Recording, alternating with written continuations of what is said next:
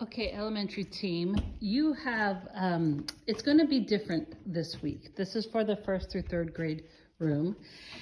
We are going to have the kids come in, not into their small group rooms, but into this large group room. And we're going to have the benches pulled out, and the kids are coming right into the benches. No matter if they're early, if they're on time, if they're late, they're coming in on the benches. And we have the game guy, entertaining the kids. They're going to be playing games up on the screen. There's going to be videos. And then we have some minute to win it games that we'll have set up here. And I will send those games to the minute to win it guy. But you as a team, if you're not the storyteller or the minute to win it guy, you are welcoming kids in.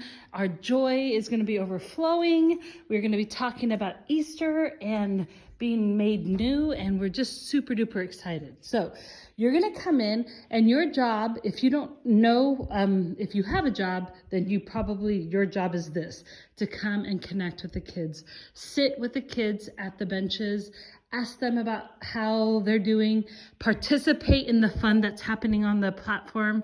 And when we start, we are going to start right at 9 a.m. or 4:30 or 6 p.m. Whenever you're serving, we're going to start our program right at that time, because we have things marked for the minutes, because we have a lot to do and a lot to celebrate. So I wanted to let you know that you are going to be in here, and we're going to start off by singing "Oh Happy Day." I think we'll have a big, huge balloon that we might throw out during the opening time, but you'll know it happens when it happens. But after the "Oh Happy Day," we're going to talk about He is risen indeed, a tradition we have in the church, that when someone says that on Easter, this is how we respond. So we're going to practice that. So you're welcome to do that with the kids at all during their time with you. And so what I want to show you, that if you're not up on the platform during the "Oh Happy Day," we are going to give kids 2 colors of wristbands. And I think that we'll just have 2 that are out. So we'll probably do orange and green, because those are fun colors. And you will do a head count. If we have about 30 kids, 15 will get one color, 15 will get the other color, because we're going to break the kids up in smaller groups to do the craft and the storytelling. So it's not by age, and I feel like when the kids sit down on the benches, they're going to be sitting by their friends, so they will get the same color as their friends. So like we'll do a count, and then we'll determine half of them will be one color and the other half will be the other color. So after we do the intro and all of that fun stuff, we're going to separate the groups into 2 groups, and half of them will stay here. We'll say, green, you're going to stay here, and orange, go line up at the doors. And then orange, you are going to be coming in here. So this is where you guys need to really know what's going on, because you're going to be coming into these rooms and helping the kids create butterflies. So all the stuff is here, and all of the pens are brand new. This will be laid out a little better for you. All the pens are brand new. You are going to be making these butterflies, and so you'll see that this is a paper plate. This part is a paper plate. And so the first rule is that you want to have them color the paper plate. So they need to color the inside of the paper plate and make it beautiful. If you want it to be symmetrical, I think coloring them in circles like that. Some other people put dots all over.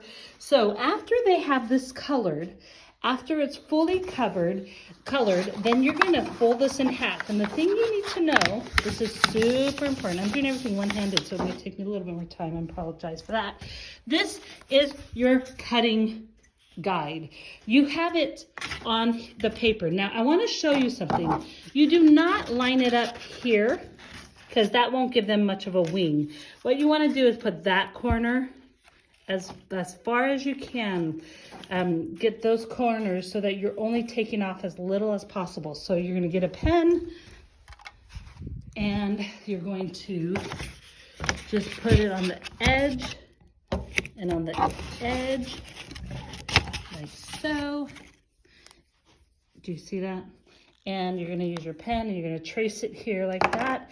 And then the kids will cut that out and they'll have 2 halves. At which point you'll flip them around and you'll use a tongue depressor, and they are going to decorate that. They're going to put pom-poms and eyeballs, and they're just make them so cute. We do have 2 glue guns, and those are going to only be used by the teachers. So we'll set up a station. We'll put a table over here by one of the outlets. And I really think the only thing that they're going to need to glue on with the hot glue gun is their antenna, which is whatever color they choose, that cool pipe cleaner. Okay, I want to look through this one more time. So I have some sparkles that I have. There's glues under the eye. There's scissors there. So this room and the 3rd grade room will be open with all the supplies. So if we have 30 kids, we've left 15. We've brought 15 out. I'd put 8 on this side, 7 on the other side, and then divide whatever leaders we have, and you'll work for 15 minutes to do this craft. They will need to make sure they put their name on it, because they're not taking these butterfly home.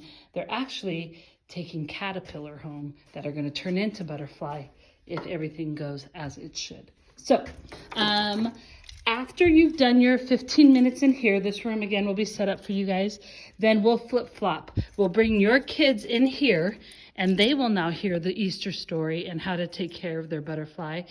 And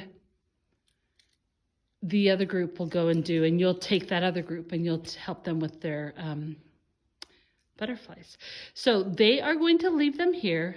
They need to put their name somewhere on the butterfly, because next week when the butterflies start to hatch, the caterpillars start to hatch into butterflies, then they're going to start showing up on the walls around Sage Hills Kids. So they'll be able to find their butterfly and show their parent, and then eventually take it home. So when they leave here, they will take a caterpillar home with them. And I'm just asking that you would pray for Sage Hills Kids, that the message of Jesus's resurrection would be super clear, that the joy of the Lord will be felt. This world needs honest joy, and I just feel like we have that message to give, and we want to be clear so that kids can celebrate and just really rejoice in the fact that Jesus is alive. He is risen. He is risen indeed.